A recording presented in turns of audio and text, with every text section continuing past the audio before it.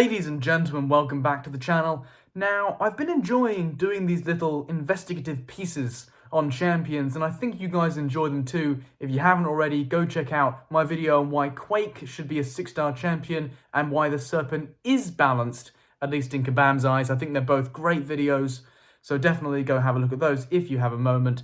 But today, I'm coming at you with another one, and we're going to be talking about a champion who is good. Good champion, certainly has their place in the game, but if Kabam had applied just a little bit of thought, they could have been great. Let's get into it. I should really change the way I introduce my videos, because you already know what champion we're going to be talking about today, even though I didn't mention their name in the intro, and that champion is Enchantress. Now, I'm going to make the case in this video that if Kabam had thought about something other than their wallets and their, well, very profitable business plan at the moment, which is introduce a disease and then sell the cure, then they could have made one hell of a champion, and instead they just made a nuisance.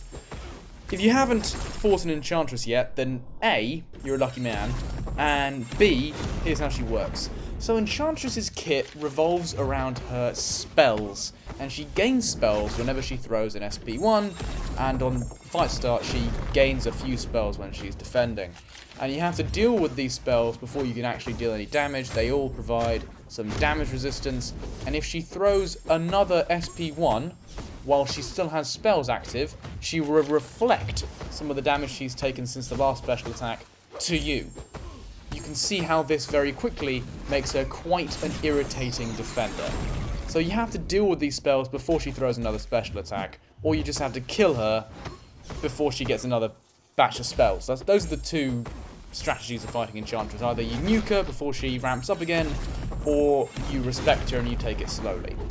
So the orange spells you have to deal with by intercepting her, the purple spells you deal with by knocking her down, and the green spells, which I don't think will be showcased in this fight, but you have to deal with by punishing her heavy attack. And each of these spells kind of need to be dealt with in a certain order, because she'll gain effects like haste that make it difficult to intercept, or untouchable that make it difficult to knock her down, or punish her heavy, or she'll just evade all hits that knock her down straight up. So you need to deal with these spells in a particular order in order to take them all down. And Enchantress was sold as a 5 out of 5 defender, and she certainly is that. Players have got a lot better at countering her. We will have all these strategies now. We know what champions work. Luke Cage, Titania, Silk, Spot, all champions that are pretty good.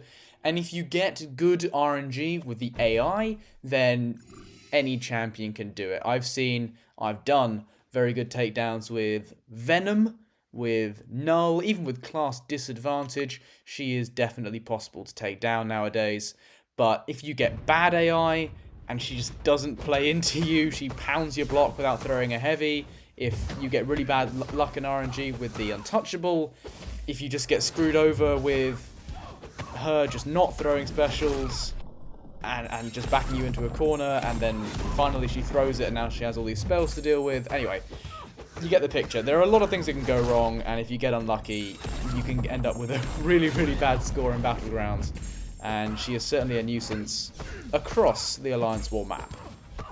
So she's certainly made her mark, as irritating as she is, on Marvel Contest of Champions. But could that mark have been bigger? And could she have been designed better? And the answer to those questions, I'm going to argue, is yes, and oh god, yes. Right, let's break it down. There are two things that every single champion in this game needs to be able to do to some extent. And this applies to basically all champions, apart from a few exceptions of just the obviously really, really, very, very bad, like bottom of the barrel champions in this game. Maybe the older champions, the champions that, you know, weren't really designed for anything, like Captain America OG or Iron Patriot or Groot. Apart from those few exceptions, we come to expect of newer champions that are released an ability to some extent to do both of these things half competently. And if, for example, a champion excels in one area, then it's compensated by perhaps a little bit less ability in the other, and vice versa for attack and defense. Of course, having more in both is nice, but the case for Enchantress is that, yeah, she is really, really good defensively. So naturally, we come to expect that she has a little bit less going on offensively, as she is a defensively tuned character. But if you had to design a defensive kit that fully compensates for whatever the hell this excuse for an offensive kit is, you would have to design something beyond Serpent. Like, you just need a clause that said, opponent dies upon entering match because, I don't know, why the hell not. It's just that awful. The way Kabam tried to excuse this is by framing her as a long-form champion. Now, this excuse for any champion has problems in itself. Long-form content is something that comes out once every 5 years, and people are only ever going to use the best of the best options because they're only going to even attempt the content with the best of the best options. So immediately that basically disqualifies the champion from adult conversation regarding normal content, because they're just restricted to this super rare content that nobody really goes through twice. But if that wasn't bad enough, is this fight long enough for you, Enchantress? This is 3.3 million health, and if you manage to stay awake, or indeed stay alive, and you haven't died of old age by the time this fight is over, then my hat tips off to you, because she should become an absolute damage machine if that claim is even close to accurate, and I'll tell you what, she doesn't. Labyrinth of Legends came out when 5-star rank 3s were a thing. Right, and now look, nobody was expecting you to solo the fight with a 5-star rank 3, but 5-star rank 5s can solo this fight faster than a 7-star rank 3 Enchantress. I'm willing to put that claim out there. I haven't actually tested it, but I'm willing to say it. It sounds reasonable enough, because this was just painful. From a power level that ought to be eating this thing for breakfast, especially a so-called long-form champion. I've said it before, I'll say it again. This is just beyond pathetic. So we see that when Kabam was designing this character, the balance between fighting with Enchantress and fighting against an Enchantress was just not there. There was one thing that they had in mind, which is, we are going to screw people over with this champion. Everybody's going to buy the pre-access bundle, everybody's going to put her on defense, they're going to increase their consumption of revives and potions because she is such a bastard, and then we are going to sell the counter. And we haven't actually seen like the same level of counters released to Enchantress like we have to Serpent or to Bullseye. I thought we were going to be free of it. I thought that Enchantress was designed as a skill-based champion where you just deal with the spells one by one and you get good at doing that, and if you get bad AI, then you get bad AI. That's just the nature of the game now. But no, that was too optimistic, obviously, and I should never think so highly of Kabam again, because we just got news that the new Falcon coming into the game, Jacqueline Torres, is designed to be a hard counter. He has really easy access to debilitate debuffs, which count as negative spells for Enchantress's kit. If you don't understand what that means, basically it means that you no longer really need to respect her on defense. You can just play her as you would an ordinary champion, and you won't need to deal with the damage reduction, you won't need to deal with the damage reflection whenever she throws an SP1. So yeah, we see this as a symptom of the disease that is Kabam's exceptionally efficient business model of sell a disease, sell the cure. And there was really nothing else going on. The reason I pick on Enchantress to such an extent is because she is not the first symptom of this disease. Obviously, I've talked about Serpent before. I haven't yet talked too much about Onslaught, but I've also talked about Bullseye. All three of these characters, the holy trinity of pissing people off, that they're all guilty of this. But at least those three champions have some sort of balance and have some sort of, you know, tilt both ways. Even Bullseye, if you take Bullseye to 7-star rank 3, you can use him perfectly happily against Thing or Photon and a wide array of science threats, as any skill champ needs to do. Onslaught is the best mutant in the game, not just because of his defensive potential, but also because of his classic mutant utility, just shutting down all of those annoying debuff shrug champions like Atuma, Korg, or Bullseye, and his non-contact attacks making him also very good for Atuma and Korg. His damage is just so easily accessible, and it's so high in short form and in long form. He would embarrass Enchantress across this fight. In fact, I think I'm going to show that clip next. And the Serpent has proven himself to be invaluable in act content and in special content. You're going to see him an awful lot floating around in the Epoch of Pain, and in the Spring of Sorrow and the Winter of Woe, he was all over the place. He is a decay attacker in Alliance War currently. So even the worst symptoms of this disease of Kabam have this balance that I spoke about between fighting with and fighting against the champion. They're somewhat competent at both. Enchantress is just the worst of all four of them. She's actually, rather ironically, in my opinion, the easiest defender of all four of them, and yet also, by an excusably large margin, also the worst attacker. And what's so important about having this balance is that it gives a champion more avenues to make an impact on the game. What makes the best champions in the game the best champions in the game is that, yeah, they're really effective offensively, but you can also stick them on defense and your opponent's going to struggle. Champions like Onslaught, champions like the Serpent, champions like America Chavez. This is what makes them the best. I'm not saying that those are the three best in the game, although they're certainly up there.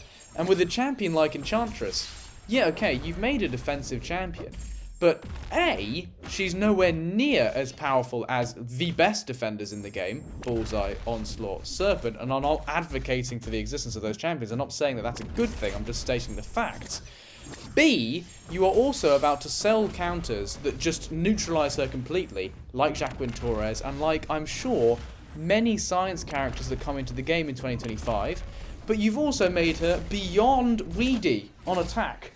So once the most important aspect of her character is gone, her defensive prowess, you are leaving her with no option but to fade into mediocrity and irrelevance for the rest of time.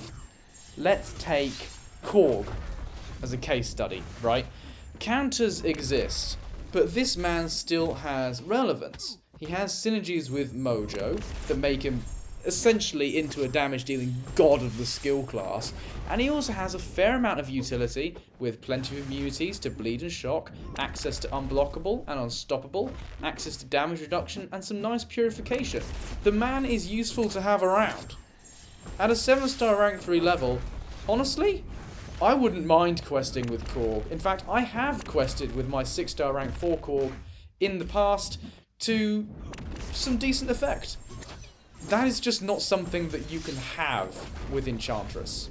So the natural conclusion that I must draw from this is that Kabam have designed Enchantress to not be used.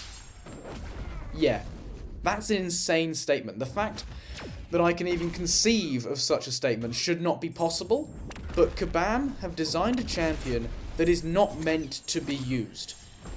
The very reason we all picked up this game in the first place was because I want to play with my favourite Marvel champions, and Kabam have designed a champion you're not meant to play. That's inexcusable. This champion is meant to be bought, placed on defense, forgotten about, have counters introduced that you need to buy, and then tossed aside, ready for the next cancer that is inevitably introduced into the game imminently. People don't rank Enchantress because they're going to play her. People don't even bother to learn what she does, how she works, how to maximize her. They just blindly take her up as soon as they get her because they know that she's going to be an irritating defender. That cannot be healthy. They know that she's going to give them the slightest advantage for a little bit, and that's going to be it, and they're just never going to touch that champion offensively. Never. That cannot be healthy. Take me, for example. I just took Enchantress to 7-star rank 3, and yet, when I made the Ares abilities breakdown, I know that this sounds unrelated, but he has the haste mechanic in his abilities, and I had to go on the video and say, I actually don't know what this is. And luckily, people corrected me and were nice about it. But I'm a content creator. I am charged with the duty of bringing fun and information to the community. But the champion that I've just taken to 7-star rank 3 has that ability. I wasn't paying attention. I don't care. I don't care what Enchantress has to offer offensively. I just took her up because I'm a battleground sweat. That's the only reason anybody takes her up. That is not good. A champion that I am investing valuable resources in is never going to be touched.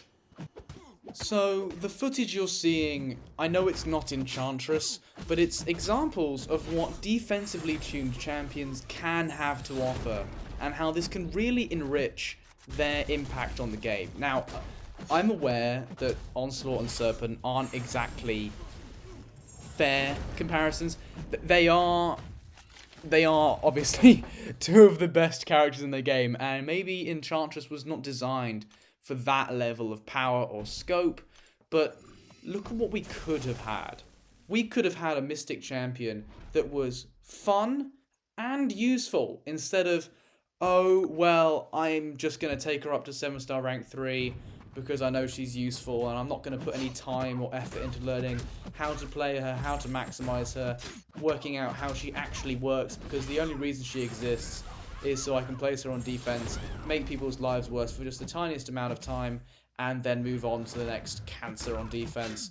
This champion will have no impact on my enjoyment of the game, my engagement in the game, no influence on my MCOC career or my overall experience of my progression in this game. She just exists to screw people over and make Kabam money. That is literally it. She has no offensive potential whatsoever. Anybody who says she does is either lying to you or lying to themselves. Yeah, okay, I could go on, but you understand the point, right? We could have had so much more. We could have had the Enchantress I believe we deserve. She is such a fun character, such a fun idea for the character. I love the spell mechanic.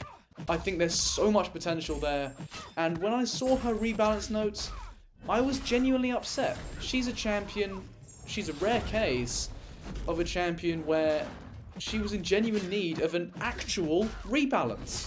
Not rebalance in that she wasn't quite meeting what Kabam expected, but literal balance between offensive potential and defensive potential. Take away from one, add to another. Make a more rounded champion that can have a greater impact on our careers in this game and the game in general. And what a champion we could have had, because I see so much potential for this character. Okay, even in long form content, that's fine. You know, having one is fine. I'll concede. But we didn't get that. No. Instead, we got whatever this form of Enchantress is. In a phrase, a pain in the arse. But hey, such is life sometimes, and what can you do about it? Anyway, that is just about all I have for you today. If you have made it this far, then thank you very much for watching, and bye-bye.